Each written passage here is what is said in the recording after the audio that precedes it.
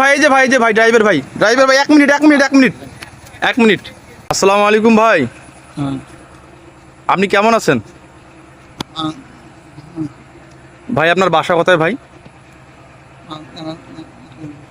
ভাই আপনি বিয়ে করছেন? আসলে ইনি কথা বলতে পারে না, ইনি আসলে বাক প্রতিবন্ধী, কিছু কথা বলতো কিন্তু আল্লাহ তাআলা এনাকে এভাবেই সৃষ্টি করেছেন। যাই হোক, এই যে ভাই আপনারা যে এই প্রতিবন্ধী ভাইটা রিক্সায় উঠছেন, আসলে কিছু এখানে বলবেন, মানে কারণটা কি? আপনারা এত ভালো গাড়ি ঘোড়া থাকতে এই যে ভাইটার গাড়িতে উঠছেন, এই বিষয়ে কিছু বলবেন? বিষয়টা তেমন কিছু না, বিষয়টা হচ্ছে ইনি হচ্ছে প্রতিবন্ধী, আর এখানে তো অনেক রিক্সা আছে, ভ্যান আছে, তারা ভালো সুস্থ সবল মানুষ।